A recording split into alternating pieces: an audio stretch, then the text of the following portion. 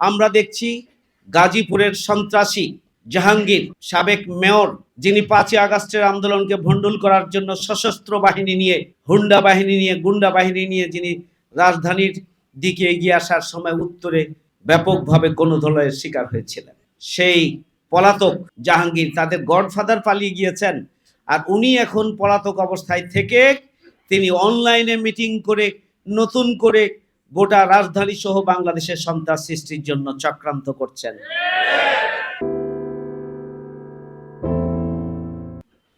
বাংলাদেশ জামাত ইসলামী ঢাকা মহানগরী দক্ষিণ কর্তৃক আয়োজিত আজকের এই ওয়ার্ড সভাপতি এবং সেক্রেটারিদের শিক্ষা শিবিরের সম্মানিত সঞ্চালক, বাংলাদেশ জামাত ইসলামীর কেন্দ্রীয় কর্ম পরিষদের অন্যতম সদস্য, সংগ্রামী জননেতা ডক্টর শফিকুল ইসলাম মাসুদ, সম্মানিত প্রধান অতিথি বাংলাদেশ জামাত ইসলামী সম্মানিত কেন্দ্রীয় নায়েবে আমির, সাবেক এমপি, বিশিষ্ট শিক্ষাবিদ, সংগ্রামী জননেতা অধ্যাপক মুজিবুর রহমান, সম্মানিত মহানগরীর নেতৃবৃন্দ, সাংবাদিক বন্ধুগণ, প্রাণপ্রিয় ওয়ার্ড সভাপতি এবং সেক্রেটারি ভাইরা, আসসালামু আলাইকুম ওয়া রাহমাতুল্লাহি ওয়া বারাকাতুহু।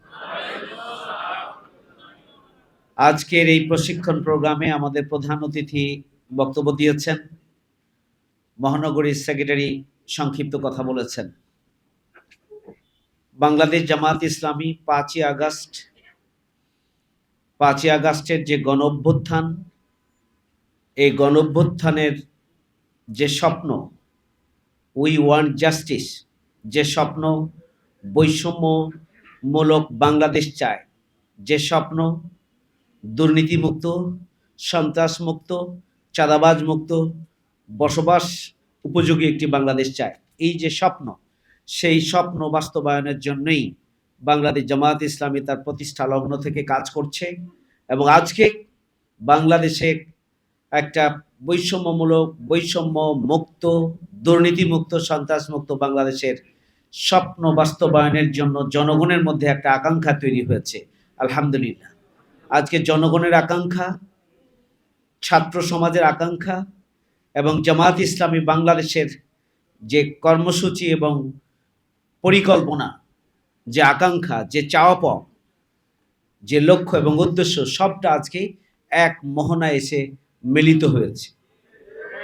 বাংলাদেশ জামাত ইসলামী বাংলাদেশে একটি ইতিবাচক ধারার রাজনীতি এখানে প্রতিষ্ঠিত করতে চাই।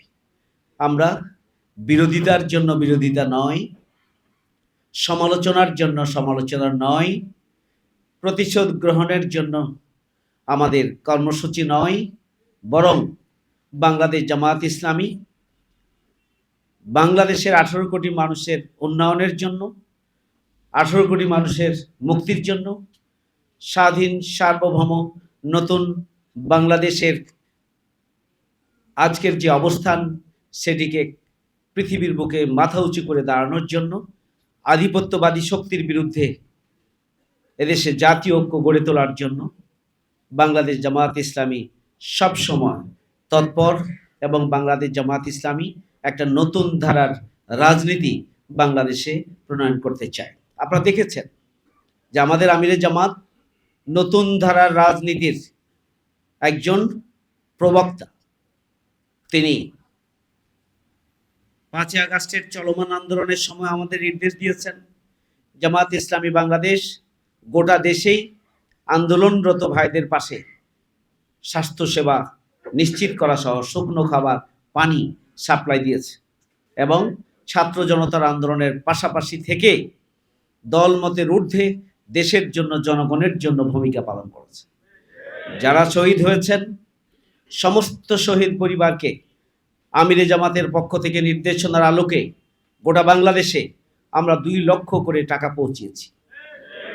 আমরা যারা হাজার হাজার মানুষ আহত হয়েছে, আমরা অধিকাংশ আহত মানুষের কাছেই জামাত ইসলামী বাংলাদেশের কর্মসূচির অংশ হিসেবে আমরা সহযোগিতার হাত, তাদের চিকিৎসা নিশ্চিত করার জন্য, তাদের পাশে থাকা সাহস দেওয়ার জন্য আমরা আমাদের ভূমিকা পালন করেছি। আপনারা দেখেছেন বাংলাদেশ জামাত ইসলামী ইতিমধ্যে 5ই আগস্টের আন্দোলনের 6 মাস পূর্তিতে 5ই ফেব্রুয়ারি ঢাকার প্রেস ক্লাবে জামাত ইসলামী বাংলাদেশের উদ্যোগে আমিরি জামাতের উপস্থিতিতে সারা বাংলাদেশের 11টি প্রেস ক্লাবে একযোগে 5ই আগস্টের শহীদদের জন্য 10 খণ্ডের একটি প্রকাশনা ইতিমধ্যে স্মারক গ্রন্থ তৈরি করা হয়েছে এবং তার উদ্বোধন করেছেন তিনি। এই স্মারক গ্রন্থ তৈরি করার ক্ষেত্রে এখানে দল মতের বিবেচনা করা হয় নাই, যারাই শহীদ হয়েছেন এবং তাদেরকেই এই তালিকায় নিয়ে আসা হয়েছে এবং আগামী দিনেও এখনও যাদের তালিকা এখানে সন্নিবেশিত হয়নি সেগুলো সংগ্রহের কাজ চলছে। আপনারা দেখেছেন বাংলাদেশ জামাত ইসলামী 5ই আগস্টের ঐতিহাসিক গণঅভ্যুত্থানের পরে যখন গোটা দেশের বিভিন্ন ভিন্ন ধর্মাবলম্বী উপাসনালয়গুলোকে পাহারা দেওয়ার জন্য আমিরি জামাতের পক্ষ থেকে নির্দেশনা দেওয়া হয়েছে। এগুলো পাহারা দেওয়া হয়েছে, রাত জেগে জামাত শিবিরের কর্মীরা পাহারা দিয়েছেন, দেশের সাধারণ মানুষ পাহারা দিয়েছেন, যাতে করে উপাসনালয়গুলো কেউ ভেঙে দিতে না পারে, যেন রাজনীতি করতে না পারে, তাদের সম্পদ যেন কেউ লুটপাট করতে না পারে। সেই জন্য আমিরি জামাত যে নির্দেশনা দিয়েছিলেন সেই নির্দেশনার আলোকে গোটা বাংলাদেশে জামাত এবং ইসলামী ছাত্র শিবির সহ এদেশের জনগণ, ছাত্র সমাজ এগুলোকে পাহারা দিয়েছে। আমিরি জামাত সেই সময়ে আমিরি জামাত সহ জামাত ইসলামী নেতৃবৃন্দ ঢাকেশ্বরী মন্দিরে গিয়েছেন। পরবর্তীতে ভিন্ন ধর্মাবলম্বীদের সব ধরনের প্রতিষ্ঠান, সব ধরনের সংগঠন যতগুলো রয়েছে সবার সাথে বারবার মিটিং করা হয়েছে। বৌদ্ধ সম্প্রদায় যারা রয়েছেন তাদের সাথেও ঢাকার রাজধানীতে আমাদের কেন্দ্রীয় নেতৃবৃন্দ মিটিং করেছেন। আমরা পরিষ্কার করে বলেছি যে অমুসলিমদের, ভিন্ন ধর্মাবলম্বীদের যে সমস্ত উপাসনালয় রয়েছে সেগুলোর দায়িত্ব হচ্ছে পাহারা দেওয়ার, এগুলোর সুরক্ষার দায়িত্ব, এদের পাশে থাকার দায়িত্ব সরকারের। কিন্তু 5ই আগস্টের পরবর্তীতে যেহেতু 8 তারিখ পর্যন্ত সরকার ছিল না, 8ই আগস্ট পর্যন্ত, সেই সময় জামাত ইসলামী বাংলাদেশের পক্ষ থেকে দায়িত্ব পালন করা হয়েছে। সরকার দায়িত্ব গ্রহণের পর আমরা ওই ভিন্ন ধর্মাবলম্বীদের নেতৃত্বের সাথে বসেই আমরা আমিরি জামাতের নির্দেশনার আলোকে আমরা ধীরে ধীরে আমাদের পাহারাগুলোকে আমরা প্রত্যাহার করেছি। সংগ্রামী ভাই বন্ধুগণ, আপনারা দেখেছেন বাংলাদেশ জামাত ইসলামীর উপরে জুলুম, নির্যাতন, নিষ্পেষণের স্টিম রোলার চলেছে।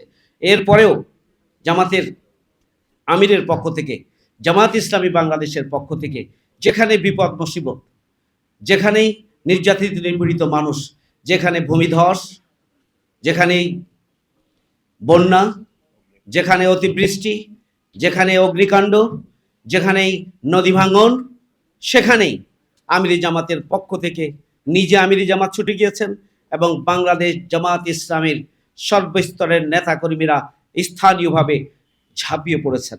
এক্ষেত্রে আমরা কখনোই দল মতের বিবেচনা করি নাই। আমরা এক্ষেত্রে কখনোই আমরা ধর্ম বর্ণের বিবেচনা করি নাই। সব সময় সব মানুষের কাছে, মানুষের কল্যাণে আমিরি জামাত ছুটে গিয়েছেন, আমরাও ছুটে গিয়েছি। সংগ্রামী ভাই বন্ধুগণ, সম্মানিত দায়িত্বশীল ভাইরা, আপনারা জানেন যে বাংলাদেশ জামাত ইসলামী 5ই আগস্টের গণঅভ্যুত্থানে সময়ে যেমনিভাবে দলমতের ঊর্ধ্বে ভূমিকা পালন করেছেন, পরবর্তী সময়ে শহীদ পরিবার এবং আহতদের ট্রিটমেন্টের ক্ষেত্রেও আমরা দল মত এবং ধর্ম বর্ণ বিবেচনা করি নাই, সার্বিকভাবে মানুষের পাশে থেকেছি। বাংলাদেশ জামাত ইসলামী সব সময় একটা দায়িত্বশীল সংগঠন হিসাবে বাংলাদেশকে একটা জাতীয় ঐক্য গড়ে তোলার জন্য, বাংলাদেশকে একটি স্বাধীন সার্বভৌম একটি রাষ্ট্র হিসাবে মাথা উঁচু করে দাঁড়ানোর জন্য, আধিপত্যবাদী শক্তির বিরুদ্ধে ঐক্যবদ্ধ থাকার জন্য জামাত ইসলামী বাংলাদেশ সব সময় ভূমিকা পালন করেছে।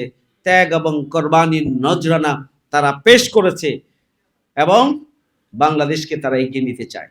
সুতরাং আগামী দিনে আপনারা খেয়াল করেছেন যে আমরা দল মত নির্বিশেষে সব মানুষের জন্যই আমরা ইতিবাচক ভূমিকা পালন করতে চাই। আমরা একটা ঐক্যবদ্ধ জাতি গঠনের মধ্য দিয়ে বাংলাদেশকে আমরা উন্নতির শিখরে নিয়ে যেতে চাই।